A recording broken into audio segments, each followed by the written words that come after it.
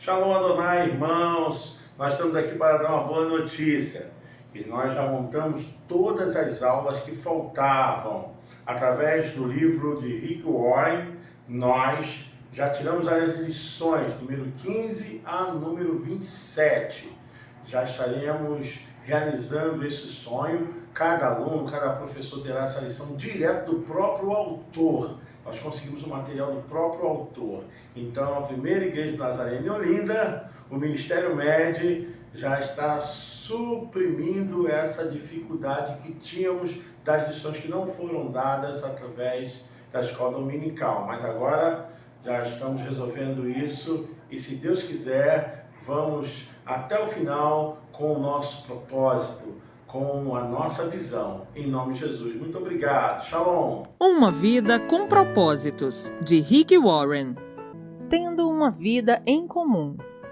Cada um de vocês faz parte do corpo de Cristo, e vocês foram escolhidos para viver juntos em paz.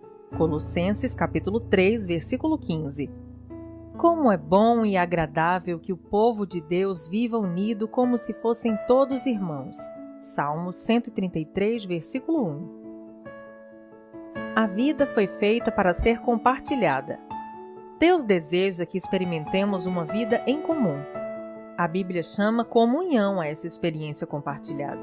Hoje em dia, entretanto, essa palavra perdeu grande parte de seu significado bíblico e comunhão ou confraternização quase sempre é uma referência à conversa casual, a alguma atividade social, à comida e à diversão.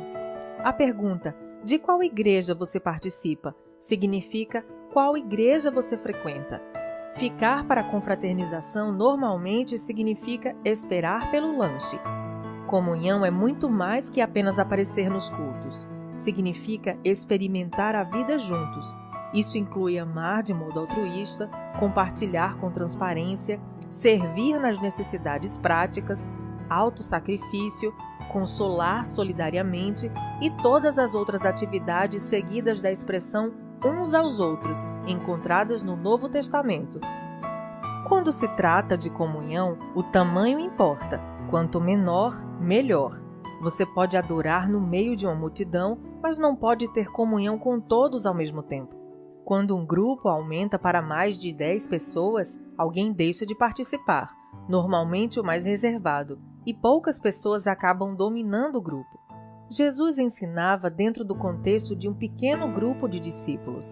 Ele podia ter escolhido mais, mas sabia que 12 pessoas era o número máximo razoável para um grupo que se pretende que todos participem. O corpo de Cristo, assim como o próprio corpo humano, é na verdade um conjunto de muitas células pequenas. A vida do corpo de Cristo, tal qual nosso corpo, está contida no interior das células. Por essa razão, todo cristão deve fazer parte de algum pequeno grupo dentro de sua igreja. Um grupo de comunhão nas casas, uma classe de escola dominical, um grupo de estudo bíblico. É nesses encontros que ocorre a verdadeira comunhão, não nas grandes reuniões. Se você imaginar sua igreja como um navio, os diversos grupos são os botes salva-vidas presos a ele. Deus faz uma fantástica promessa a respeito dos pequenos ajuntamentos de cristãos. Pois onde se reunirem 2 ou 3 em meu nome, ali eu estou no meio deles. Mateus capítulo 18, versículo 20. Infelizmente, mesmo que você frequente algum grupo, isso não é garantia de que irá experimentar comunhão real.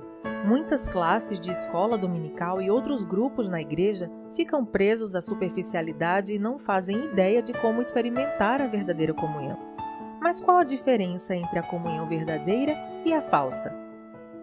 Na verdadeira comunhão, as pessoas experimentam autenticidade. A comunhão autêntica não é superficial, não se resume a conversa sobre banalidades. É genuína, de coração para coração, às vezes chegando ao ponto de compartilhar assuntos íntimos. A comunhão ocorre quando as pessoas se mostram honestas a respeito de si mesmas e do que está acontecendo em sua vida. Elas dividem mágoas, revelam sentimentos, confessam falhas, dão a conhecer dúvidas, admitem medos, reconhecem suas fraquezas e pedem ajuda e oração. A autenticidade é exatamente o oposto do que você encontra em algumas igrejas. Em vez de uma atmosfera de honestidade e humildade, há uma conversação fingida, encenada, politiqueira, superficialmente educada e frívola. As pessoas vestem máscaras, mantêm a guarda e agem como se sua vida fosse bem-sucedida em todos os aspectos. Essa atitude decreta a morte da verdadeira comunhão. Somente quando somos sinceros sobre nossa vida é que experimentamos a real comunhão. A Bíblia diz: se, porém, andarmos na luz, como Ele está na luz, temos comunhão uns com os outros. Se afirmarmos que estamos sem pecado, enganamos a nós mesmos e a verdade não está em nós. 1 João, capítulo 1, versículos 7 e 8. O mundo pensa que a intimidade ocorre no escuro, mas Deus diz que ela faz parte da luz. As trevas são usadas para esconder ferimentos, erros, medos, fracassos e falhas. É na luz que os trazemos todos para um lugar aberto e admitimos quem realmente somos. Naturalmente, ser autêntico exige coragem e, ao mesmo tempo, humildade. Significa enfrentar o medo de ser exposto, da rejeição e de ser novamente magoado. Por que alguém correria tal risco? Porque é a única maneira de crescer espiritualmente e ser emocionalmente saudável. A Bíblia diz: façam disso uma prática comum. Confessem seus pecados uns aos outros e orem uns pelos outros, para que vocês possam viver juntos, integrados e curados. Tiago, capítulo 5, versículo 16. Só cresceremos assumindo riscos e o mais difícil de todos é ser honesto com você mesmo e com os outros. Na verdadeira comunhão, as pessoas experimentam reciprocidade. Reciprocidade é a arte de dar e receber. É depender um do outro. A Bíblia diz: o modo pelo qual Deus formou o corpo humano é um modelo que nos ajuda a entender nossa vida comunitária na igreja. Cada parte depende da outra. 1 Coríntios, capítulo 12, versículo 25. A reciprocidade é a essência da comunhão. Edificar relacionamentos recíprocos, compartilhar responsabilidades e ajudar uns aos outros. Paulo disse: quero que nos ajudemos uns aos outros com a fé que possuímos. A sua fé me ajudará e a minha fé ajudará vocês. Romanos, capítulo 1, versículos 11 e 12. Somos mais constantes em nossa fé quando outras pessoas caminham conosco e nos incentivam. A Bíblia recomenda responsabilidade, incentivo, honra e serviço recíprocos. Em Romanos, capítulo 12, versículo 10. Em mais de 50 ocasiões no Novo Testamento, somos orientados a realizar diferentes tarefas uns aos outros e uns dos outros. A Bíblia diz: esforcemo-nos em promover tudo quanto conduz à paz e à edificação mútua. Romanos, capítulo 14, versículo 19. Você não é responsável por todos no corpo de Cristo, mas tem responsabilidades para com eles. Deus espera que você faça tudo o que puder para ajudá-los. Na verdadeira comunhão, as pessoas experimentam compaixão. Compaixão não é dar um conselho ou oferecer uma ajuda eventual. É penetrar e compartilhar a dor do outro. A compaixão diz: compreendo o que você está passando e o que você sente não é estranho nem absurdo. Alguns chamam isso empatia, mas a palavra bíblica é compaixão. A Bíblia diz: como povo santo, sejam compassivos, bondosos, humildes, mansos e pacientes. Colossenses, capítulo 3, versículo 12. A compaixão satisfaz duas necessidades fundamentais do ser humano: a de ser compreendido e a de ter seus sentimentos respeitados. Compreender e respeitar o sentimento de alguém abre caminho para a comunhão. O problema é que estamos quase sempre tão ansiosos por corrigir situações que não temos tempo de sentir compaixão. Ou então, estamos preocupados com nossas mágoas. A autopiedade esgota completamente a compaixão pelas outras pessoas. Há diferentes níveis de comunhão, cada um adequado a um momento diferente. Identificamos os níveis mais básicos de comunhão no ato do compartilhamento e dos grupos de estudo bíblico. Num nível mais profundo, temos a comunhão de serviço, presente na ação conjunta em viagens missionárias ou em obras de caridade. O nível mais profundo e intenso, porém, é a comunhão de sofrimento, que ocorre quando tomamos parte da dor e das aflições uns dos outros e carregamos os fardos uns dos outros. Veja em Filipenses capítulo 3, versículo 10 e Hebreus capítulo 10, versículos 33 e 34. Os cristãos que melhor compreendem esse nível são aqueles que ao redor do mundo são perseguidos, discriminados e muitas vezes martirizados por causa de sua fé. A Bíblia ordena: compartilhem os seus problemas e aflições uns com os outros e, dessa forma, obedeçam à lei de Cristo. Gálatas, capítulo 6, versículo 2.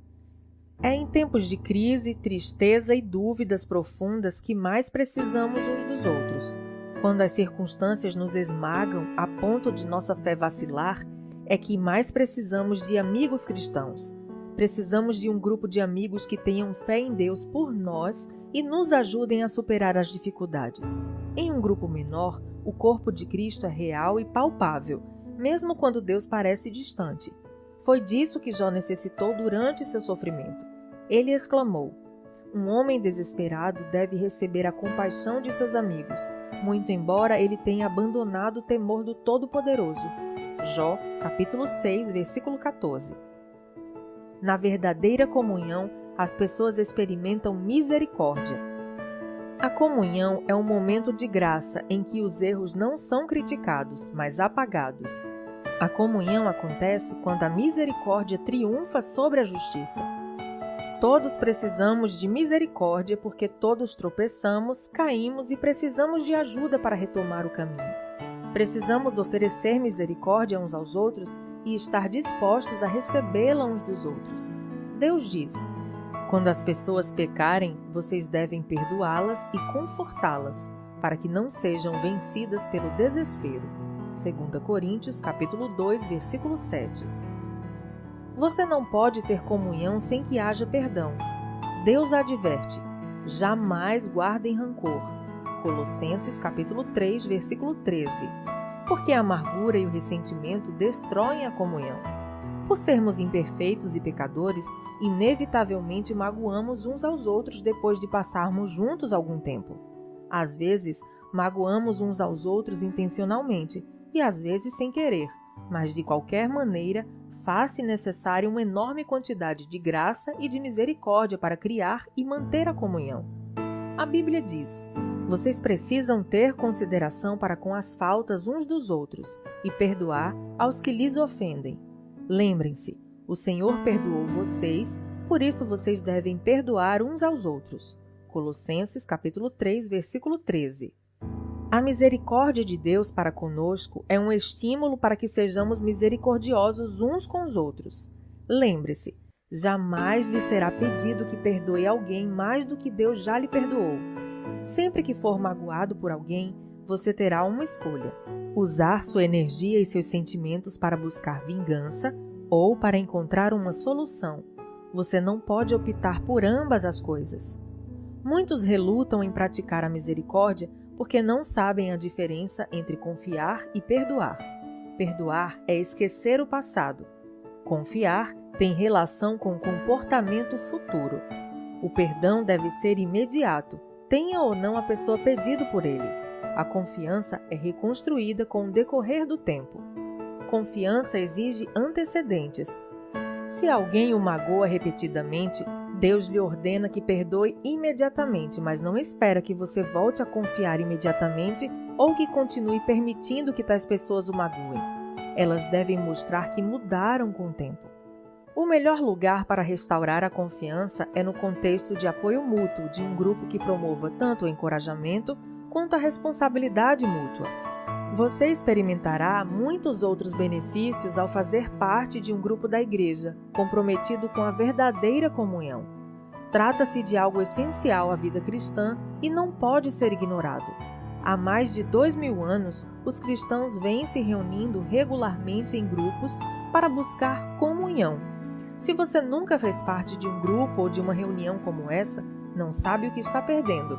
No próximo capítulo, veremos o que é necessário para criar esse tipo de comunidade com outros fiéis, mas espero que este capítulo o tenha deixado ansioso para experimentar a autenticidade, a reciprocidade, a compaixão e a misericórdia da verdadeira comunhão. Você foi criado para viver em comunidade. Pensando sobre meu propósito de vida. Tema para reflexão: preciso de outras pessoas em minha vida. Versículo para memorizar: compartilhem os seus problemas e aflições uns com os outros e, dessa forma, obedeçam à lei de Cristo. Gálatas, capítulo 6, versículo 2. Pergunta para meditar: o que posso fazer hoje para me unir a outro irmão de maneira mais íntima e verdadeira? Até o próximo capítulo.